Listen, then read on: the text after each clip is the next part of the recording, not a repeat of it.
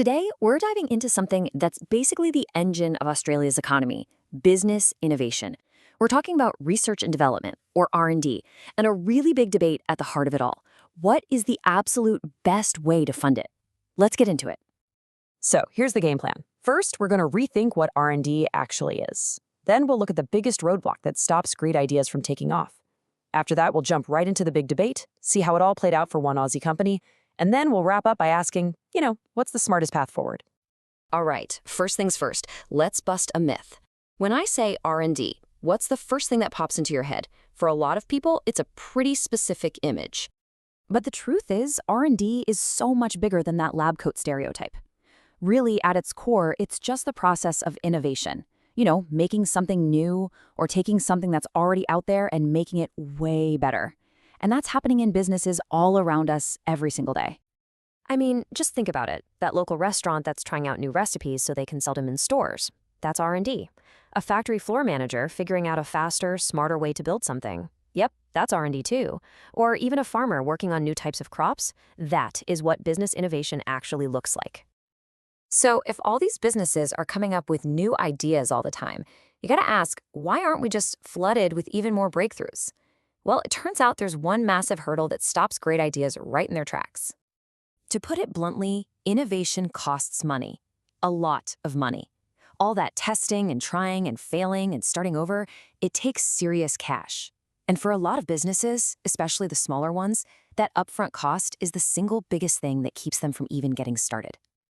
And that leads us to the million-dollar question. If we all agree that innovation is super important and that money is the biggest problem, what's the government's role in all this? How can it actually help businesses turn those great ideas into reality?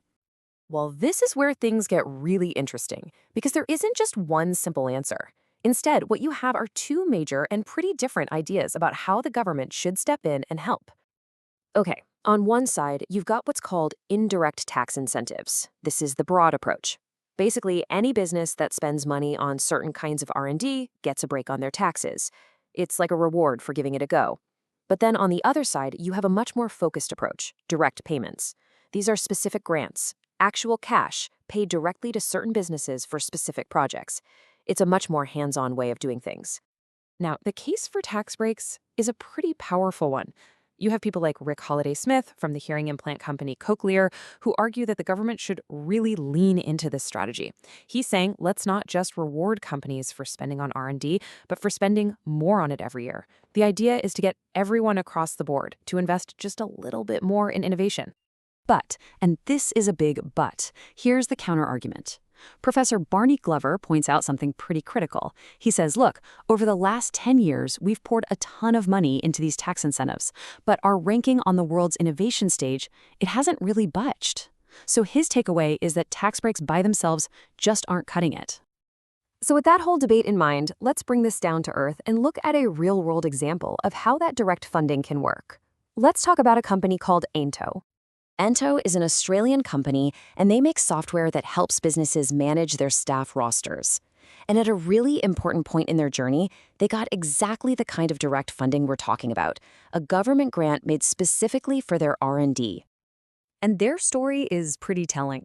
They launched back in 2009. A little while after that, they got those key federal R&D grants, and today, their software is being used in more than 1,500 workplaces. You can see a pretty clear line from that cash injection to some serious growth. So what did they actually do with the money? Well, the founder and CEO, Ollie McCauley, said it himself. Those grants were used to advance their research and develop features. I mean, it doesn't get much clearer than that. That's a straight line from funding to innovation to a better product for customers. So this brings us right back to the big question. We've heard the arguments, we've seen a real-life example, so how do we actually weigh these two options? It really boils down to this fundamental choice, doesn't it? Do we go with the wide net approach, tax breaks for anyone and everyone who innovates? Or do we take the more targeted route, direct funding for a select few projects we think have the best shot? One way tries to lift all boats, the other tries to pick the winners. At the end of the day, this isn't just a simple question about business policy. It's about something way, way bigger. Both paths have their own risks and their own potential rewards, And the decision between them gets at one of the most important questions a country can ask itself. How do we want to invest in our own future? There's no easy answer, but whichever path we choose will absolutely shape Australia's innovation landscape for years to come.